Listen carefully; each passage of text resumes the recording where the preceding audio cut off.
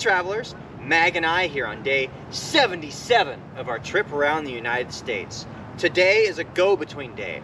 We're all finished up with Wisconsin and we're on our way to Minnesota. So we're gonna spend our morning here in Illinois and we're gonna spend our afternoon in Iowa. We're kicking things off here in Loves Park, right on the Rock River, looking over into Rockford. From here, we're gonna be going west through Illinois along the northern border of the state until we get to Iowa. When we get to Iowa, we're gonna hook in and we're gonna follow the border of Wisconsin all the way up to Minnesota. When we get to Minnesota, that's our key to let us know that we're done for the day and we're ready to get staged for tomorrow, because tomorrow is gonna begin the Minnesota part of our adventure. One thing that was very apparent to me as soon as I woke up this morning and took a look at the schedule was that there's just too many targets.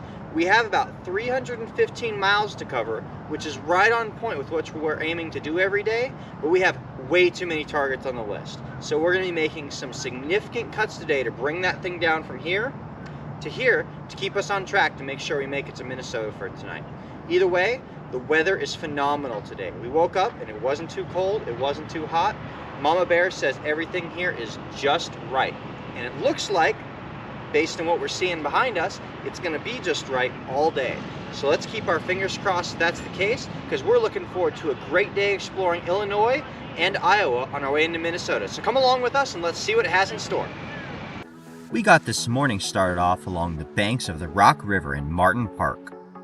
A series of challenges scattered around the trails provided the perfect opportunity to take the dog on a walk while still getting to sign logs along the way. We both enjoyed the waterfront stroll and the beautiful views along the way, but not nearly as much as the dog enjoyed the wildlife in the park. Squirrel hunter extraordinaire on the prowl.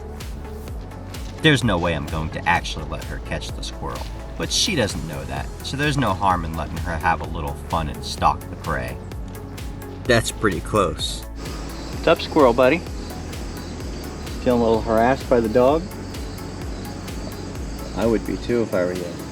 Jen, look at all those geese between us and the car. You gonna go say hi on the way? This flock is the only thing between us and our next stop in Galena. This beautiful town was home to President Ulysses S. Grant. He lived here for a very short time before the beginning of the Civil War, and was celebrated as a hero upon his return to the town. There is a lot of history to be found here in Galena, and the Civil War and Ulysses S. Grant are at the heart of a lot of it as well, as we discovered upon moving down the road to take a short tour of Grant Park. This very well-maintained park lies beside the Galena River, featuring a pavilion, gazebo, fountain, and a whole lot of history. Not only were there stages of the virtual here, but there was also a Where I Go and a multi-cache. These geocaches combined gave the dog and I an opportunity to tour the entire park from end to end. Since my first duty station in the Marine Corps was an artillery regiment, I've always had a bit of a soft spot for artillery pieces, so it was great that there were 4 historic cannons on display here in the park, including the Napoleon, the Blakely rifle, the Spanish cannon, and the Krupp howitzer. Each piece is accompanied by a historical plaque that tells you about its significance and history. Then it was off to the heart of downtown Galena, one of the only places I've seen with an actual gate. And the town's Veterans Memorial stands vigilant watch right at the gate's entrance. We spent longer than we had planned here, which meant we needed to cut additional targets today. But it was well worth it, because Galena was a beautiful town with a whole lot of history and some really great geocaches. Now onward to Iowa. Just across the state line, we found ourselves looking down on this astounding view over Dubuque. From there, it is an easy descent into the city via this pedestrian pathway. Although we did not end up spending too much time here, we certainly couldn't pass up a mural like this. Nor could we leave without at least stopping by to say hi to the Statue of Liberty. Now let's make some finds. In the great wide world of geocaching, things are not always as they appear at first glance.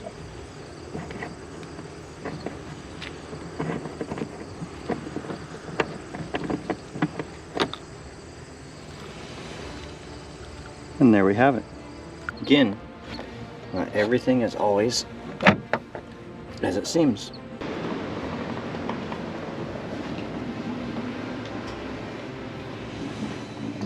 Suspicious. Because you are.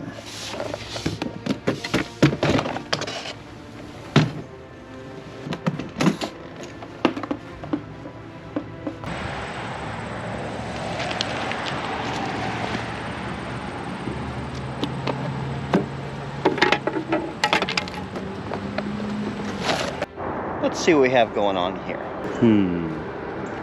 Okay. With that line, what happens if we hold? Oh, okay.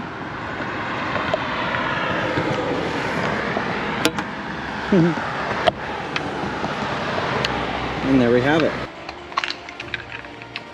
Oh, I even get a key with this one.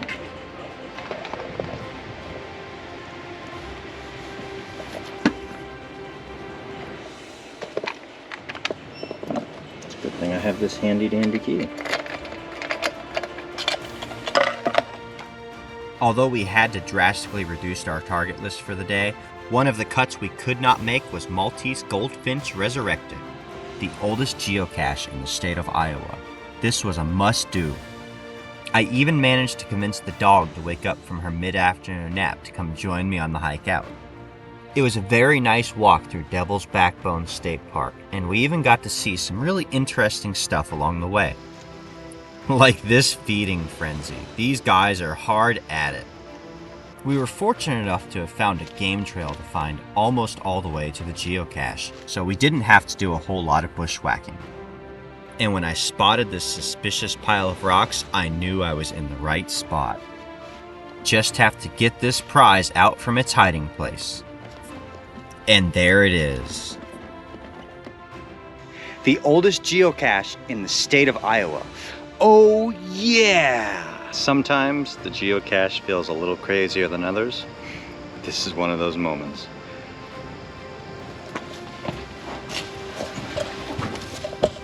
That looks fun.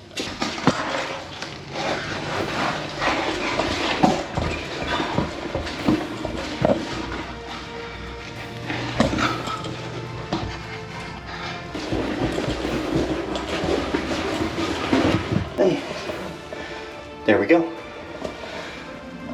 Ooh. Seems so much easier crawling toward the light than away from it.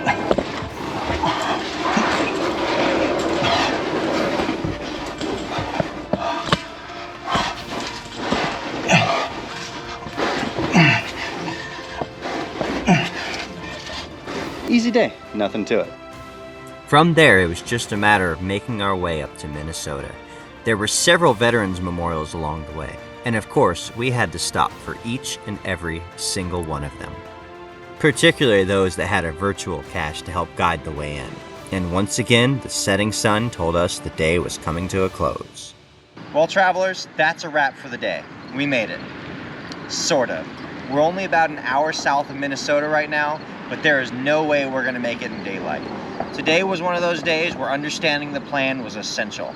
Our target list was bloated. There were so many good things to do on the route between Illinois and Iowa, and I just included them all on the target list because I didn't know what I'd have time for and what I wouldn't have time for when I was building the initial plan.